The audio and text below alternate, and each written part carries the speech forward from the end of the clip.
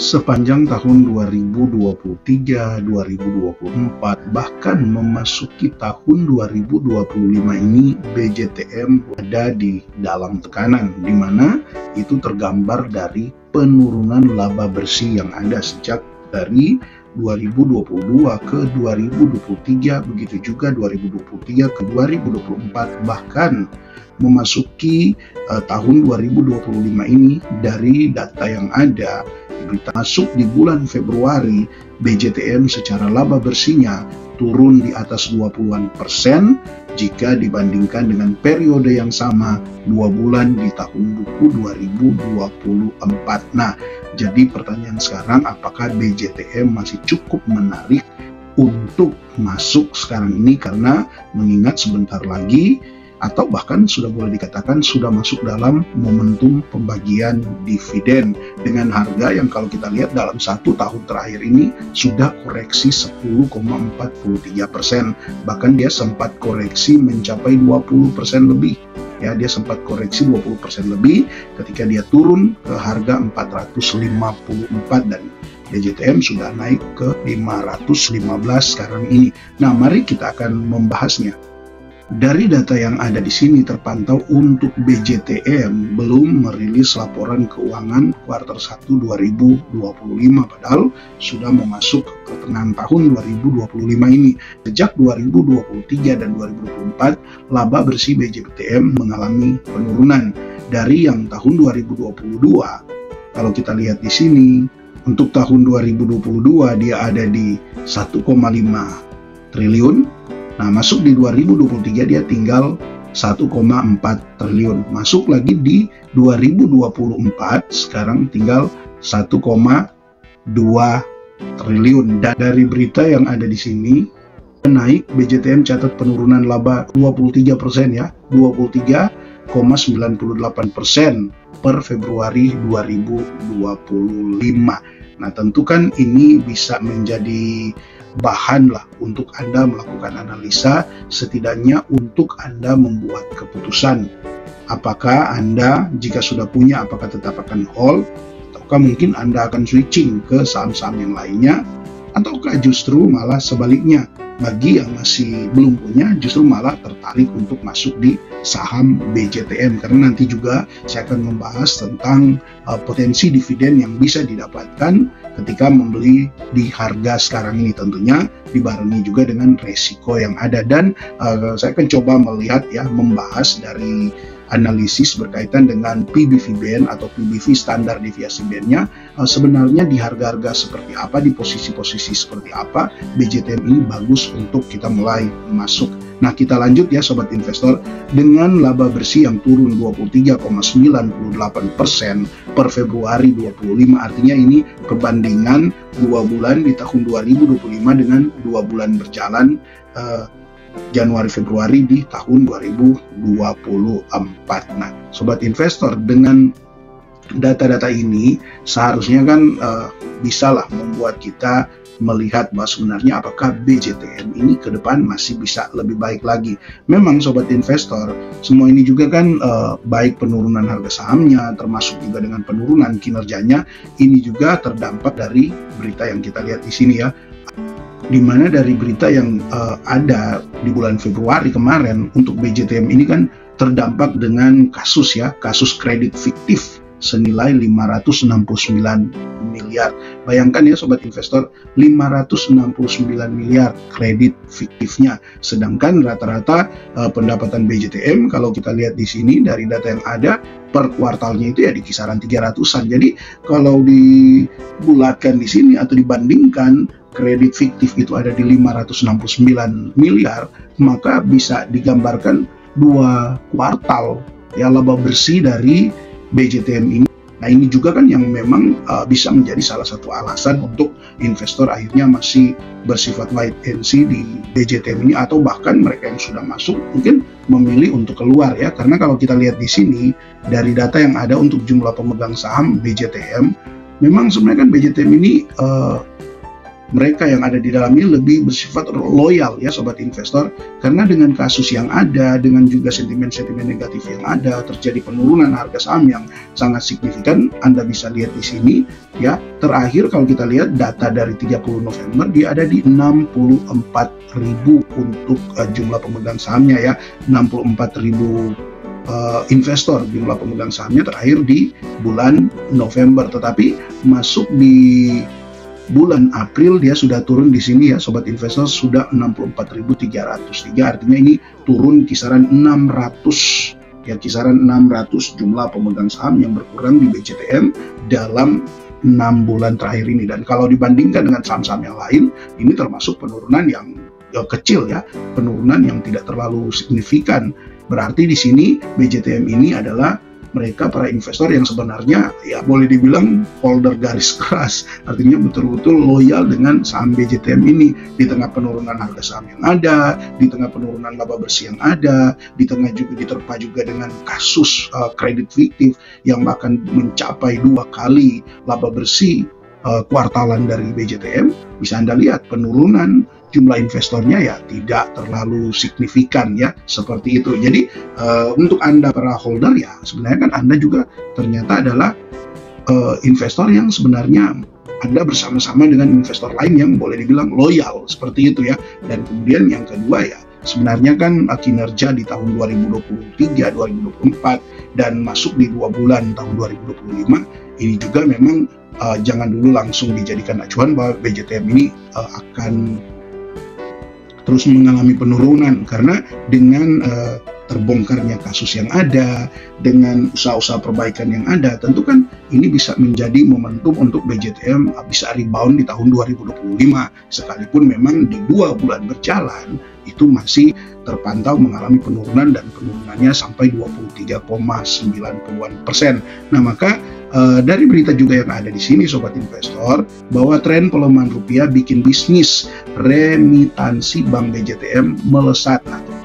Jadi kan bisnis remitansi ini adalah layanan pengiriman uang antar wilayah atau antar negara. Jadi untuk di BJTM justru ini jadi suatu keunggulan tersendiri di tengah pelemahan rupiah. Justru bisnis remitansi bank ini meningkat cukup drastis, dan ini menjadi suatu hal yang positif lah di BJTM. Artinya kan banyak lah mungkin para migran yang mengirimkan uangnya ya, para pekerja-pekerja yang ada di luar negeri, yang ada mungkin berdomisili di Jawa Timur dan mengirimkan uang ke keluarganya melalui bank BJTM ini, dan ini yang menjadi keuntungan tersendiri di BJTM. Nah, ini salah satulah keunggulan ya yang dimiliki oleh BJTM. Nah, sobat investor, kalau kita lanjut ya, kita akan coba melihat sebenarnya potensi dividen yang bisa kita dapatkan di BJTM itu berapa ya.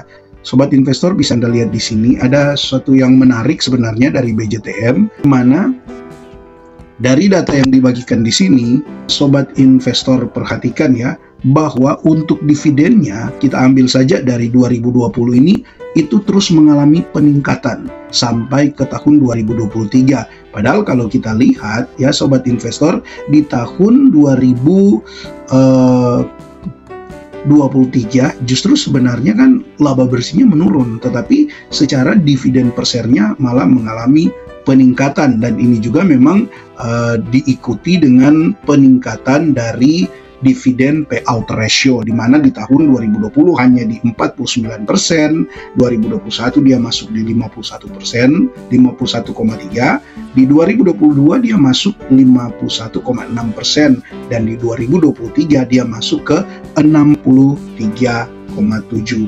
Nah, apakah ini akan sama berlanjut ke 2024? Ini jadi menarik, karena kalau dia berlanjut ke 2024 dengan dividen payout ratio-nya sama saja di kisaran 63%, atau mungkin sudah akan dibulatkan ke 65%, maka otomatis potensi dividen yang bisa didapatkan bisa teman-teman lihat ya, di sini ada di 4,39 untuk tahun kemarin, dan ini berpotensi untuk setidaknya mungkin sama ya, bahkan mungkin bisa naik ke tahun 2024 ini bisa menjadi 54,39, atau malah ini bisa meningkat ke 55 atau ke 56. Tapi untuk menghitung ya, kalau memang Anda baru rencana untuk masuk, atau bahkan mungkin Anda para holder dari BJTM, untuk setidaknya menghitung potensi dividen yang bisa Anda dapatkan di kesempatan di tahun buku 2024 yang akan segera dibagikan mungkin 1 bulan ke depan ya, karena untuk RUPS ada kemungkinan kan BJTM ini di akhir bulan ini ya sudah akan RUPS, atau bahkan di tanggal 20-an ya, di tanggal 20-an sudah akan RUPS, maka kemungkinan pembagian dividennya ya di akhir Mei ini, atau mungkin setidaknya di awal sampai pertengahan Juni nanti. Nah, jadi kalau dengan hitung-hitungan saja, maka kita bisa memakailah seandainya hitung-hitungan agak kurang baik lah hitung-hitungannya, kita ambil dia turun ya, mengikuti laba bersihnya, bahkan kita ambil dia turun sampai ke Rp45 per lembar saham. Ini hanya memproyeksikan ya sobat investor, tetapi dengan catatan juga bisa jadi dia naik ke 55 atau mungkin 56, tapi tidak apa, kita ambil saja dari Rp45 per lembar sahamnya sampai ke Rp55 per lembar sahamnya. Untuk itu, nah kita akan coba hitung ya sobat investor, di harga BJTM sekarang ini 515, apakah masih cukup menarik untuk membeli BJTM, atau bahkan mungkin bagi Anda para holder, berapa sebenarnya dividen per share yang bisa Anda dapatkan. Oke, kalau kita hitung dari yang paling konservatif saja ya sobat investor, 45 ya, kita hitung ini sudah paling kecil lah, setidaknya dia membagikan dividen per share-nya 45. Nah, kalau kita bagi ini dengan 515 harga sekarang, maka potensi dividen yield yang akan didapatkan adalah 8,7%. Saya rasa ini masih tergolong cukup besar ya untuk dividen mendapat 8,7%. Hanya saja memang ya ada resikonya kalau baru mau masuk di harga sekarang ini, karena bisa berpotensi untuk mengalami penurunan. Apalagi kita sudah lihat tadi di laba bersih 2 bulan berjalan 2025 ini turun 3,89 atau 90%. Jadi itu bisa menjadi risiko, tetapi setidaknya dengan pengaman 8,7%, kemudian di harga sekarang ini BJTM sudah tergolong ada di harga bawah, di mana rata-rata pergerakan harga sahamnya yang nanti sebentar kita akan lihat itu di PBV band standar deviasinya ya. Tapi sekarang kita selesaikan dulu untuk melihat atau memproyeksikan dividen per share yang bisa didapatkan. Jadi dengan proyeksi 45 per lembar sahamnya, maka di harga sekarang ini dia masih membagikan 8,7%. Nah, coba kita ganti, karena tadi kita sudah lihat ya, justru dia setiap tahun mengalami kenaikan. Coba kita ganti, kita kasih naik saja dari 54 ke 55 ya. Maka dengan harga 55 ini kita bagi dengan 515, maka sobat investor bisa Anda lihat bahwa potensi dividen yang bisa Anda dapatkan itu ada di 10,6. Wow, ini termasuk jumbo ya sobat investor, 10,6% untuk potensi dividen jika BJTM membagikan setidaknya naik sedikit dari dividen per share tahun buku 2023 kemarin yang ada di angka 54,39 ya. Jadi sobat investor, ini bisa menjadi pembanding ya. Kalau dari segi dividen yield membeli di harga sekarang ini, Anda bisa mendapatkan antara 8% sampai 10%, bahkan bisa mencapai 11%. Nah, ini kan bisa menjadi bahan analisa buat Anda, bisa menjadi pembanding buat Anda apakah masih cukup bagus untuk masuk di BJTM di harga sekarang ini.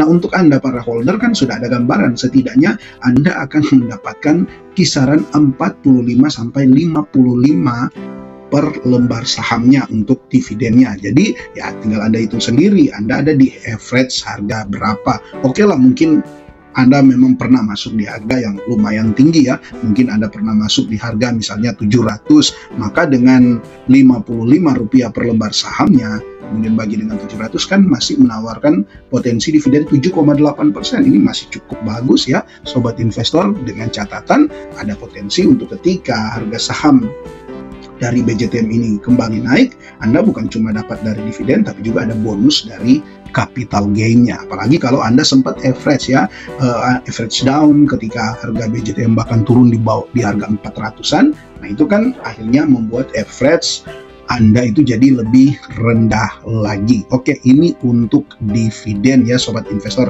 Nah, mari kita akan coba lihat lagi sebenarnya apakah BJTM sekarang ini sudah tergolong mahal ataukah masih layak untuk masuk. Nah, sobat investor, kalau kita mau menarik ya dari 3 tahun PB-nya, bisa Anda lihat di sini sekarang BJTM sudah ada di antara -1 dan -2. Artinya apa? Artinya ini sudah, kalau hitung-hitungannya memang sudah harga yang terdiskon. Karena secara rata-ratanya, kalau kita lihat dari PBV dia ada di 0,83, sedangkan sekarang untuk PBV-nya ada di 0,62. Jadi sudah cukup jauh dibandingkan dengan rata-rata PBV-nya dalam 3 tahun terakhir ini. Bahkan kalau kita tarik lebih jauh lagi, dalam 10 tahun ini, BJTM bahkan sudah di bawah -2. Ya, ini gambaran bahwa memang BJTM sudah terdiskon. Untuk saham-saham yang lain, bahkan ketika dalam kondisi normal, sobat investor, biasanya ya ketika dalam kondisi normal artinya secara laba bersihnya ya mengalami peningkatan atau mungkin ya setidaknya stagnan, kemudian secara sentimennya baik misalnya untuk rupiah misalnya menguat, belum juga untuk asing lebih condong untuk masuk ke Indonesia karena secara ekonominya bagus, maka biasanya turun sedikit saja dari standarnya, dari rata-ratanya, standar deviasi atau standar min PBV-nya ini, itu sudah itu tergolong harga yang bagus untuk masuk. Nah, memang sekarang di tengah situasi yang ya boleh dibilang banyak goncangan, banyak tekanan, memang bahkan BJTM sudah secara PBV standar deviasinya ini sudah melampaui pada waktu COVID kemarin. Ya sobat investor, ini sudah melampaui penurunan pada waktu COVID kemarin yang hanya sempat menyentuh di -2, sedangkan sekarang sudah turun dari -2, apalagi kemarin yang waktu dia koreksi sampai ke 400-an itu. Ya, jadi ini bisa menjadi pembanding lah untuk Anda apakah sekarang ini masih cukup bagus. Maka dari data ini melihat dari PBV standar deviasi ini, maka sebenarnya sekarang BJTM justru ada di harga yang bagus untuk mulai cicil, untuk melakukan akumulasi. Jadi bagi yang baru mau masuk bisa mulai cicil, akumulasi, bisa mulai cicil, dan bagi Anda yang sudah sempat masuk kemarin, ya Anda bisa mulai average down lagi atau mulai akumulasi lagi sehingga mendapatkan average harga yang ya cukup bagus untuk Anda ya. Jadi ini ya sobat investor, gambaran bahwa di harga sekarang ini BJTM masih cukup bagus untuk masuk, hanya memang Anda perlu untuk mengukur resikonya. Anda perlu untuk terus melakukan analisa, lebih lagi menunggu nanti laporan Q1 2025 ini rilis, kira-kira BJTM itu seperti apa. Dan tetapi kan kalau memang Anda memang niat ya dengan bisnis BJTM yang sebenarnya masih cukup diuntungkan, dengan tadi ada peningkatan di bisnis remitansinya, maka sebenarnya kan ketika BJTM kasusnya juga sudah terbongkar, kan ini bisa menjadi apa ya, bisa menjadi momentum lah untuk BJTM mulai membaiklah secara kinerjanya, karena sudah lakukan pembersihan dalam artian kata ini untuk kinerja-kinerja yang tidak baik yang mungkin sudah dibenahi lah di BJTM ini, dan ini bisa menjadi tren positif untuk di tahun 2025, apalagi secara ekonomi jika Indonesia makin baik di tahun 2025, ini bisa menjadi momentum yang pas ya. Maka dari itu memang penting sekali untuk kalau kita menganalisa dan memang untuk tujuan jangka panjang, memang tidak bisa juga kita hanya berpatokan pada satu kuartal saja. Bahkan pun ada emiten-emiten lain yang sudah turun secara, tadi kan kita lihat ya, untuk BJTM ini, sobat investor Anda bisa lihat sebenarnya kan penurunannya sudah terjadi sejak tahun 2023 ya, dimana laba bersihnya di tahun 2022 ini ada di 1,5, masuk di 2023 dia tinggal 1,4. Nah, masuk di 2024 lebih turun lagi di 1,2 triliun. Nah, jadi ini bisa menjadi gambaran lah untuk Anda. Jadi sobat investor, harapannya di sini Anda melakukan analisa dengan lebih baik lagi, menemukan keyakinan untuk apakah Anda mau terus tahan, ataukah Anda mau switching, ataukah Anda mau jika yang belum punya Anda mau cicil, ya silakan saja dengan terus memperhatikan resiko-resiko yang ada. Jadi kesimpulannya, bagi Anda yang sudah punya saham BJTM, Anda sebenarnya masih bisa lah untuk menahan saham ini jika memang Anda belum menemukan saham yang lain yang bisa menggantikan posisi BJTM ini. Dan bagi Anda yang belum masuk, mungkin Anda bisa melihat ya, sambil mungkin wait and see dulu jika memang Anda belum yakin. Sekalipun memang ada potensi di momentum pembagian dividen ini, harga saham BJTM mungkin bisa saja belum kemana, tetapi setelah itu kalaupun dia koreksi dan Anda bisa lagi akumulasi, itu bisa menjadi momentum. Dan jika tiba-tiba ya, kan yang tadi ya berita baru kisaran 2 bulan yang mengalami penurunan. Jika tiba-tiba ternyata di bulan Maret BJTM membaik dan secara laporan keuangannya di kuartal 1 2023, kalaupun dia turun hanya sedikit, tidak mencapai 20% seperti gambaran 2 bulan berjalan, maka itu bisa menjadi salah satu pendorong untuk harga saham BJTM kembali mengalami peningkatan. Tapi kan intinya ya, kalau bagi Anda dividen investor, maka sebenarnya kan pergerakan atau penurunan harga saham itu tidak terlalu menjadi masalah selama masih dalam batasan wajarnya. Seperti contoh BJTM ini kan cukup boleh dibilang cukup kuat penurunannya. BJTM bertahan karena dengan penurunan laba bersih, dengan kasus-kasus yang ada, bahkan dia turunnya hanya di kisaran 20-an% dari harga tertingginya kurang lebih di sepanjang tahun berjalan. Sedangkan saham-saham perbankan lain bahkan mungkin ada yang sampai turun 30 bahkan mendekati 40% dari harga tertingginya dalam 1 tahun. Ini bisa menjadi pembelajaran lah untuk kita semua. Dan mungkin jika Anda punya informasi tambahan berkaitan dengan topik ini dan mungkin tanggapan-tanggapan Anda yang lain, silakan Anda tuliskan di kolom komentar. Dan terima kasih untuk Anda yang terus mendukung channel ini dengan memberikan super thanks dan juga berlangganan. Salam IHSG, investor harus selalu gembira.